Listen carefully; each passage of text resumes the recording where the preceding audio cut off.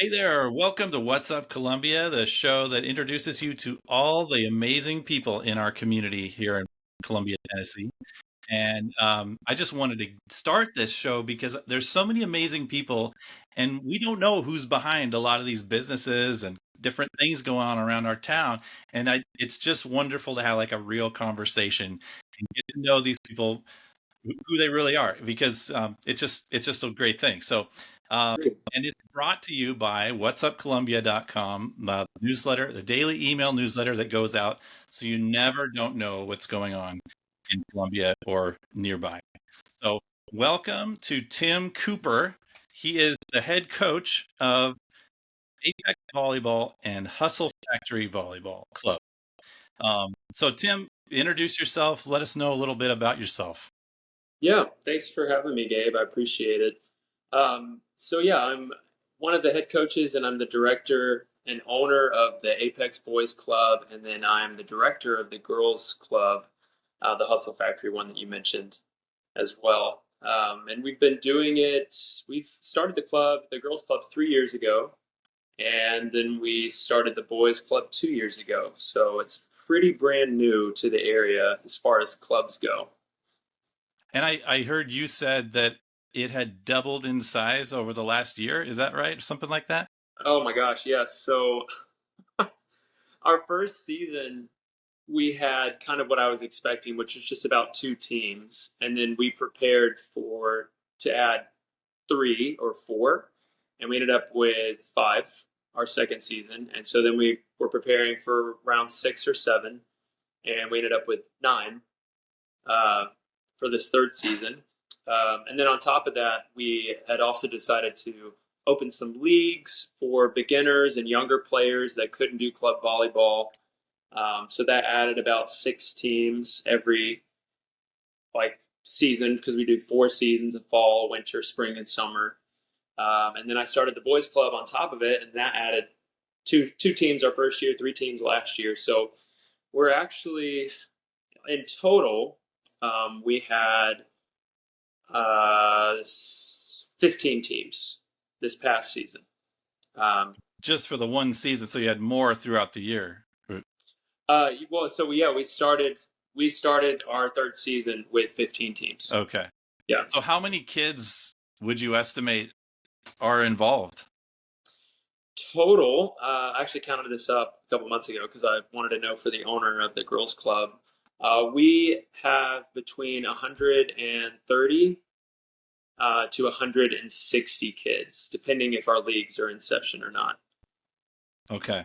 Yeah. So the leagues are more, so there's stuff that's good for people who haven't had a lot of experience with volleyball, and there's stuff for people who probably played it in school or are really serious about it.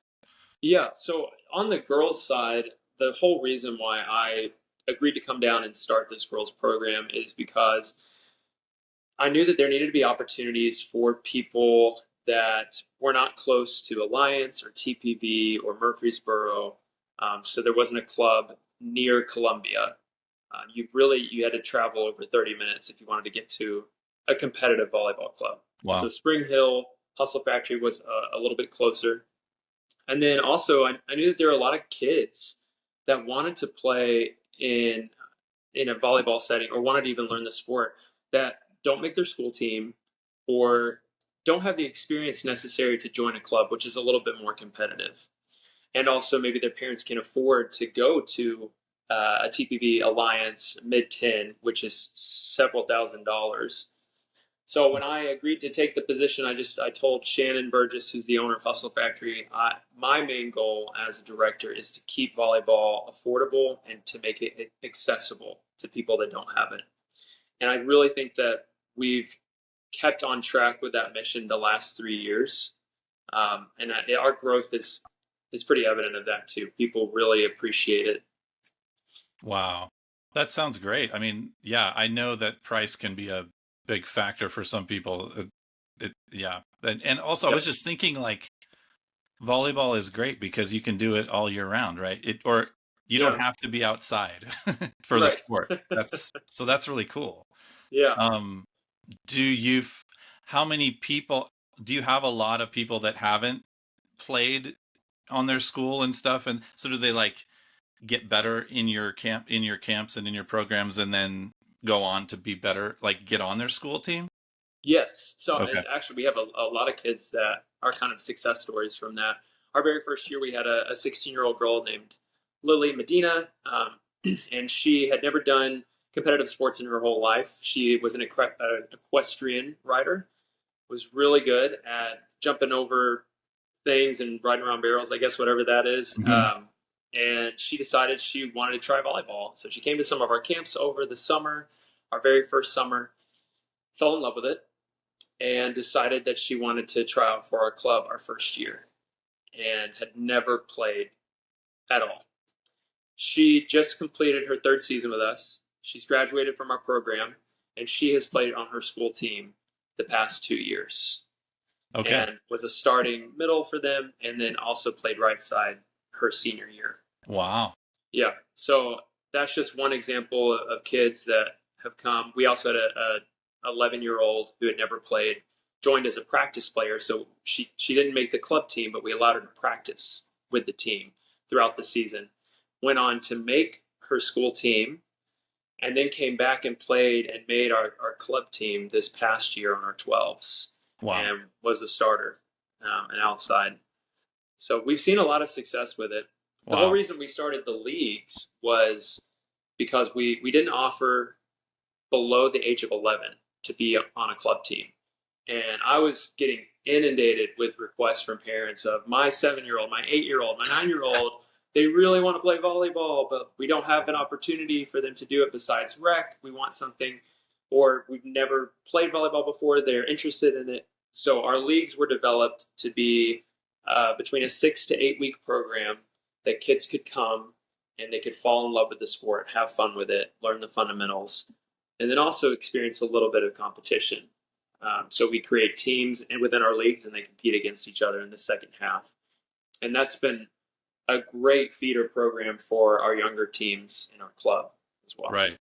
Wow. So it's really a growing thing. It sounds like it's going to be set up for a long time, being here in this community. I hope so. I mean, Yeah. I'm I'm about growth. Like Yeah. there are amazing clubs in this area that I've already mentioned who are top tier clubs. Okay. They have kids every single year that accept college scholarships and go play. And Wow. I think that eventually our club will have that too. Our boys club has already had that. We've had two that received offers, one that accepted.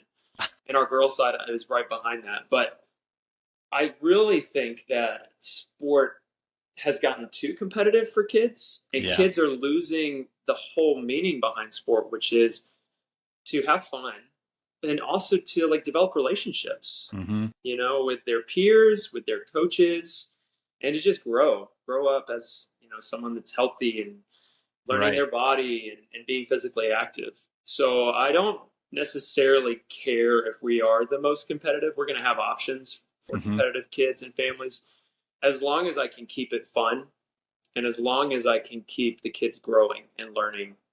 I think then that's the most important thing when it comes to youth sports. Right. So I know you've talked about in the past, we did an article on you guys about, and you were talking about how it's you're looking for the more holistic picture. You're wanting to help these kids in terms of leadership and character and all Yeah, that stuff. Can you kind of speak to that a little bit about how that works? yeah, How does that happen? yeah. Well, so our mission statement is to inspire, grow, and challenge our players to not only be better athletes but better people who become world changers. And I use the term world changers because when we say leaders, it can scare people away. Yeah. They'll be like, "Oh, I'm not a leader. I'm not a leader," Yeah. or "I don't want to be a leader. I don't want." Right. Like, they don't want to stand up and have all that attention on them. And you don't have to be a world changer and to make an impact. So we kind of switched it to there. But I think that the biggest way that I've found we've been able to help grow these kids' character is through relationship, and particularly relationship from the coaches to them, Hmm. and then with each other too.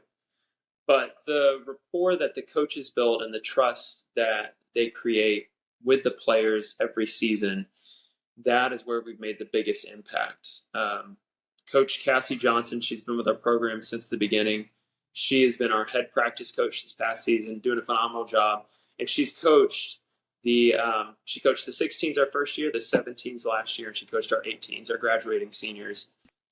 And our very last game of the season, there were tears all around. Not because, we got second in bracket and lost in the third, but because it was over, because they knew that relationship was going to change. They were going to college. They weren't going to be under Cassie anymore.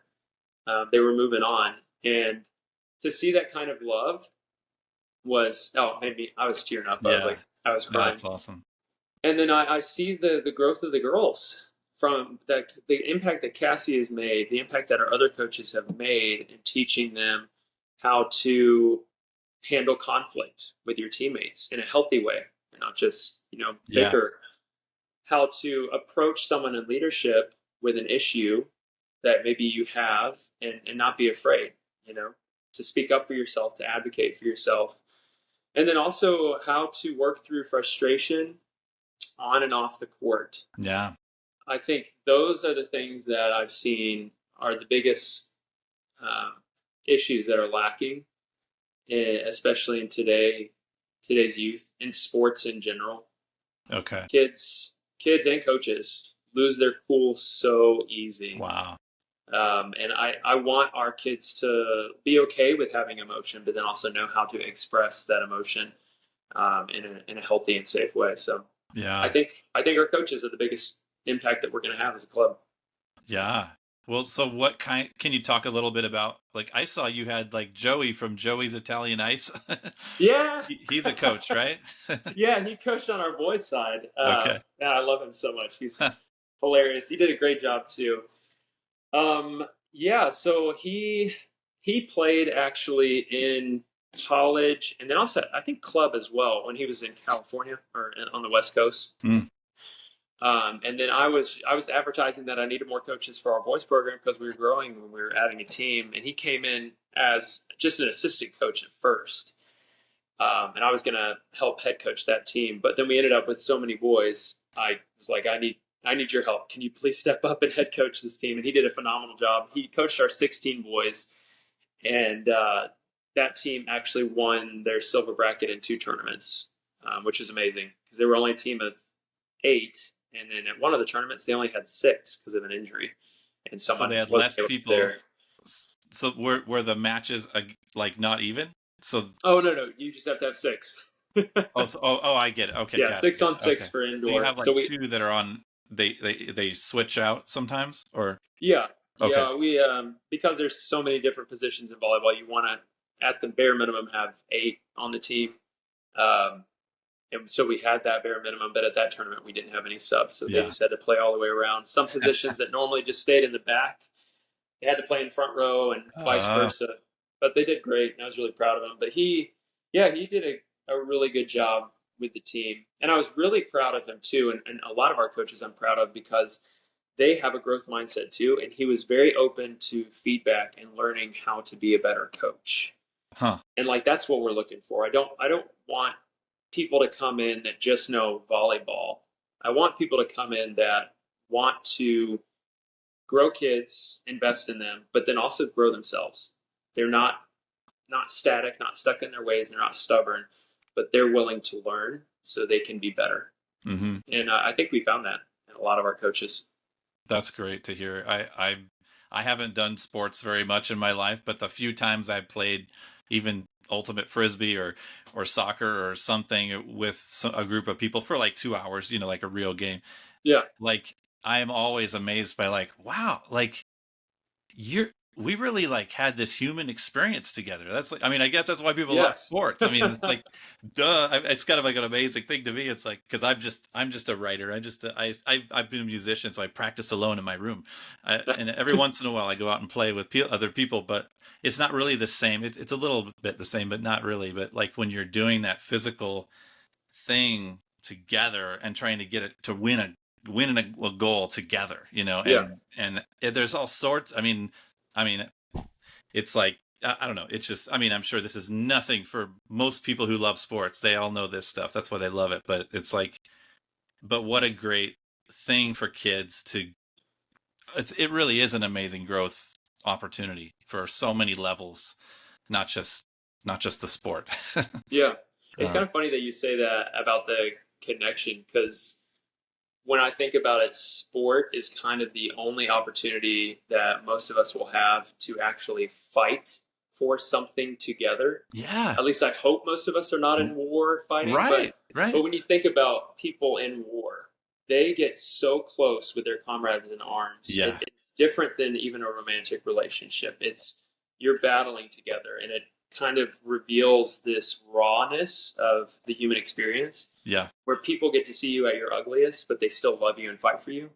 yeah, And it's the same. yeah, And sports kind of gives us a small taste of that, where you see people at their lowest point, their most insecure, they're most frustrated, but you also see them at their highest point when they've, just had the game-winning kill or basketball, the game-winning shot, whatever your yep, sport is. And that camaraderie and that, closeness is, I wouldn't trade it for the world. yeah, The my peers in school in the classroom are one thing, but my teammates, they were the ones I was closest to. They were the ones that I cared about and fought for in high yeah, school.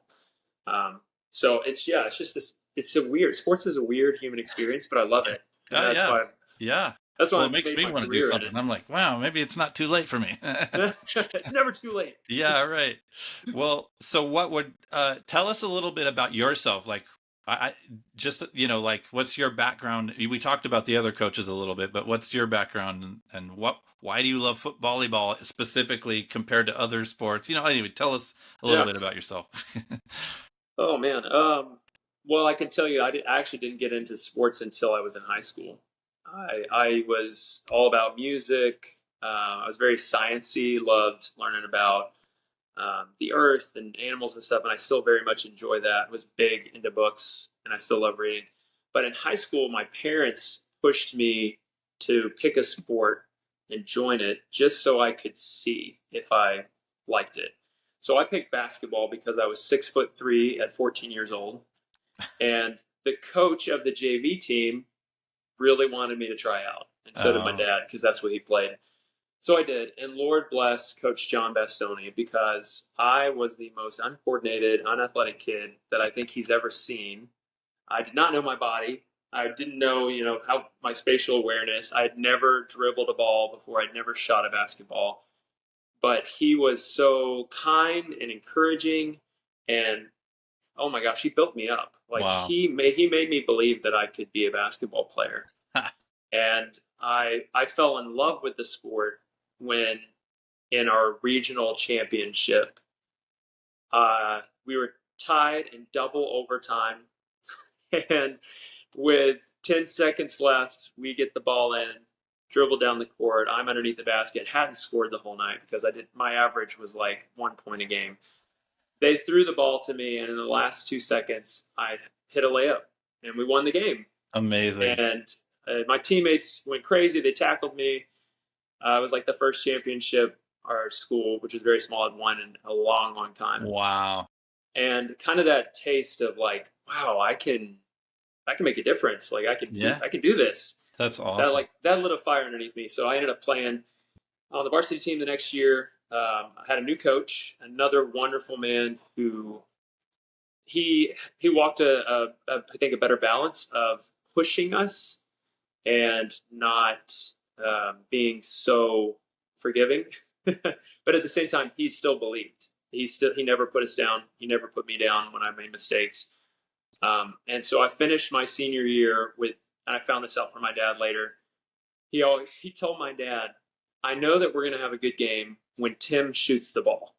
I was still so insecure. I hated missing my shots, and so I would Uh, pass the ball rather than shoot. But Oh, I found out from my dad later. He'd say, "I know that we were going to have a good game or possibly win if Tim shoots the ball." And then my senior year, my teammates voted me MVP. I'd gotten most wow. improved the past 2 years, and then senior year got MVP. So that was my Wow. introduction to sports. And then in college, I continued to play intramurals. I played flag football. I briefly played a year of baseball in high school, but got hit by the ball more than I hit the ball, so I quit after that first season. Played softball, I played a little intramural volleyball, but I was too busy to really invest in it. But I really enjoyed it a lot. And then as a young adult, I got into weightlifting, which you cannot tell now. I'm a pretty skinny guy, but I used to look like a jacked football player. I was Wow. 220 pounds. Wow. I got injured and had to take a break from it. And I was walking my dog in Nashville by Centennial Park, where there are some sand volleyball courts, and noticed people playing sand volleyball, which I had not really seen besides on the Olympics. Yeah. And all I did, I sat down and I watched them. They came over and started talking to me. We formed a friendship. They invited me to join them and play. And really, the rest is history. I got bit by the volleyball bug. I fell in love with beach volleyball, and then from there met other people who played or coached indoor, and I discovered my love for indoor volleyball. And I coached for different clubs. I actually went overseas with a program called Athletes in Action. We took some university students, and I coached a university team from Canada in Cote d'Ivoire, Africa. I helped direct another one in Thailand for the same organization. So pretty much ever since I was 24, volleyball has been a major part of my life. Wow. In some way. Wow. And the coaching, like I said, my coach has made such a huge impact in my life of teaching, helping me change from my insecurity of just not believing in myself, not thinking that I mattered, not thinking that I could do something. And because of their belief, I developed the confidence to know, like, I can lead. Yeah. I can do this. I can compete. I'm strong. All these things that I had not really believed in myself before. So, Wow. yeah. So you've been in volleyball for what, like over 10 plus years or something? Or Yeah, 10 yeah. plus years. I've been coaching for 10 years. Yeah. I've been learning to play Yeah. for 10 plus years. Awesome. Well, Yep. so tell me about the so you have the clubs. Where do they play? Like who do they play against? Do they travel very far to do that, or what do you do with Yeah, so yeah. the cool thing about club ball versus school ball, right? School ball, you got to have your schedule. You usually play schools within your area, although you can travel outside of it. And the season is so short, it's like 8 weeks, 2 months. Club volleyball is a 7 month long season, and you can go to any tournament that you pay for, Okay. as long as it's not like a national tournament that you have to receive a bid for. Hmm. And most tournaments are not those. They have nationals or tournaments that you need a bid. They have them towards the end of the season. All the rest of the tournaments, whatever you want to do, you can go. Thankfully, because we have so many other clubs in our area, other strong programs, a lot of the tournaments that we do for most of our teams are just in the Nashville area or in northern Alabama.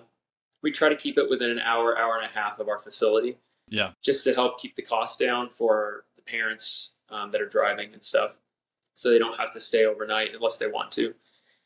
But we have started to have a little bit more competitive teams. And so this past year, we had 2 teams that we called our travel teams that would compete and go to tournaments in Alabama, Kentucky, Knoxville, Sevierville, Memphis. We went to 1 year. And then we just went to our region's championships on May 3rd and 4th in Georgia.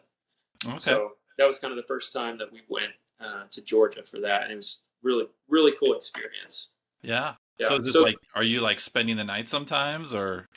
Yeah, pretty much anyone that's out of state except for that Huntsville one, our coaches and parents and players spend the night, because the events are most of the time 2 days. Sometimes they can be 3-day events. Oh, wow.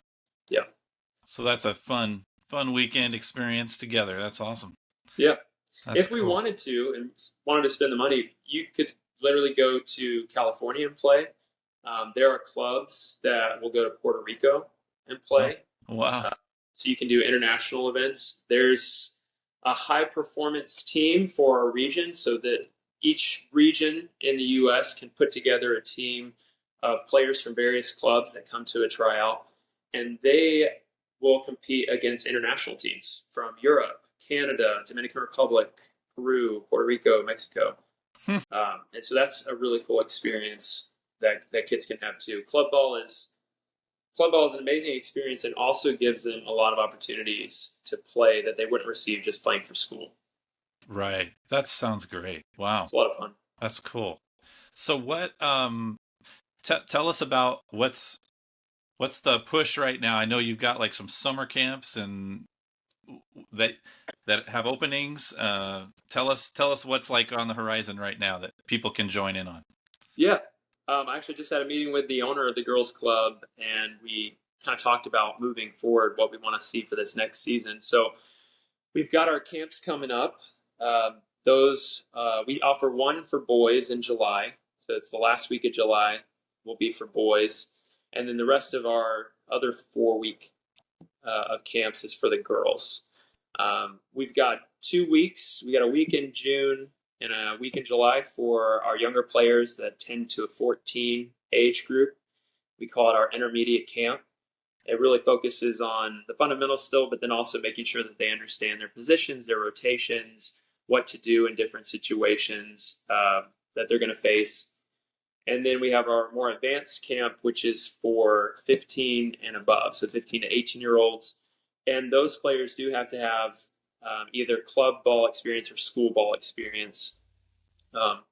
So we've got that going on. We have openings for both. Our league that I was talking about, which is for complete beginners, we go as young as 8, 7.5, all the way up to 14. If someone is older than that and want to participate, they can email us and we can do an assessment to see if they would fit. We just have to be careful because, 16, 17, 18-year-olds hitting against 8-year-olds could be a problem. But that summer league just filled up this last week. So we have 50 athletes registered for that. And we have a wait list of some other athletes in case somebody drops. But yeah, we're going to have a really busy summer with our camps and leagues. And then going into next year, we're preparing. I think I've learned my lesson to over prepare. So we're going to prepare for 12 to 15 teams. Wow. For the girls' side, we're going to prepare for 4 teams for the boys. We're going to make sure that we're offering everything that we've offered the last 3 years, but we're also going to be adding a national team level. And so that is a way more competitive experience, so that we know that there's some athletes that will want to compete and try to earn bids to more competitive tournaments, such as the nationals that are held in Florida every year. And so we're going to try and put that together. I do have to hire way more coaches, though, if we're going to be adding teams. Okay.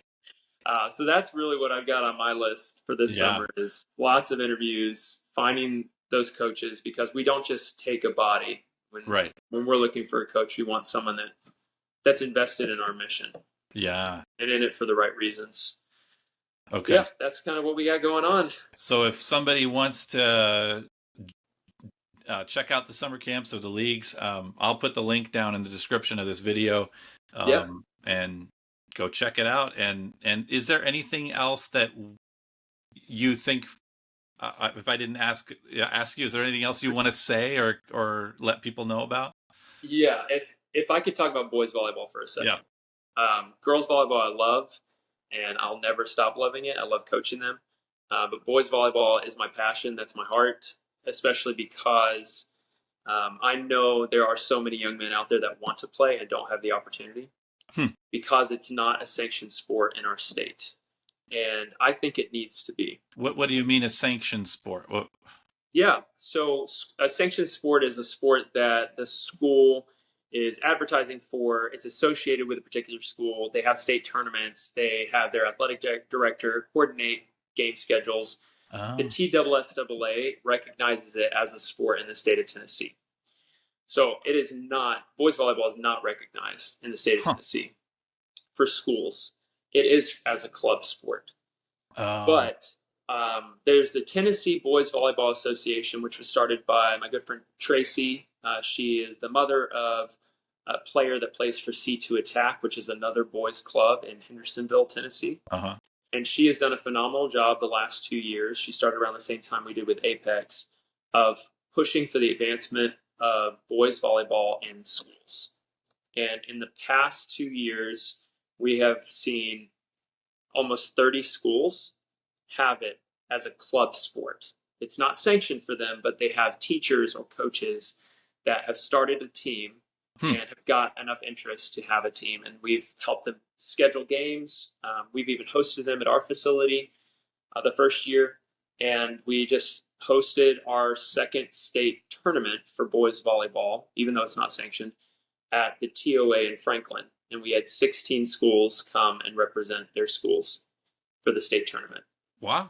Yeah. That So TOA, is that, do they have like a place people can play? Oh yeah, TOA is where Alliance practices out of.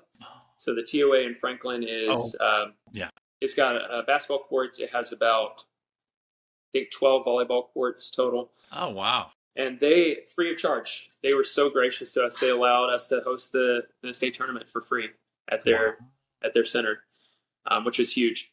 The other reason why sanctioning is so important is because funding exists then. If there's no sanctioning, then there's no funding for the sport. So many of these coaches that have started these programs for the boys at the schools are doing it completely free. Wow. We're trying to find them grants. I donated about, I think it was 30 volleyballs that I had because they didn't have any volleyballs. And then even the refs are donating their time and reffing our boys volleyball matches for free. Wow. So I want people to know that boys volleyball is out there. Yeah. And I know that there are young men that are interested in playing. And if they are interested, please have them contact us. They can contact me at apexboysvolleyball@gmail.com, or they can go to the Tennessee Boys Volleyball Association website. And that's all it is. It's TennesseeBoysVolleyballAssociation.com.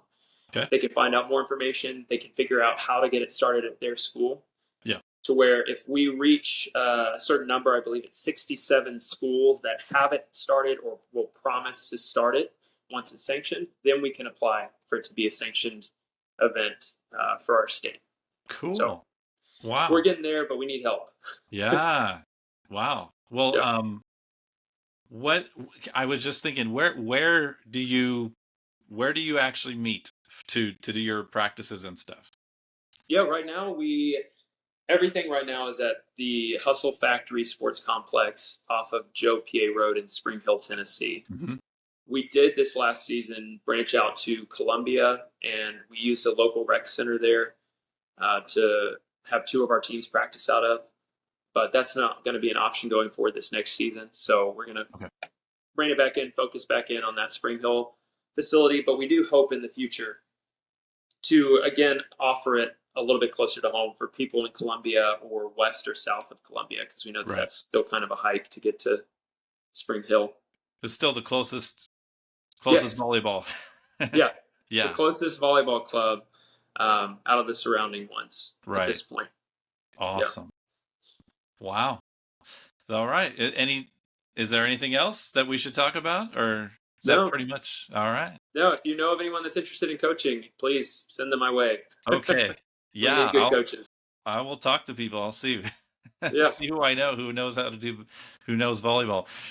But this is so cool. Such a great. I love getting to know the backstories and the deeper level of what's going on. Because I know I've known about Hustle Factory and stuff for a while now, but I didn't know a lot of the stuff you shared. So that's so great. Yeah. Well, thank you so much for just allowing us to use your platform to advertise for our club too, because it really has been helpful. And we use social media and that kind of stuff, but I know that there are people that really try to stay off social media like I do.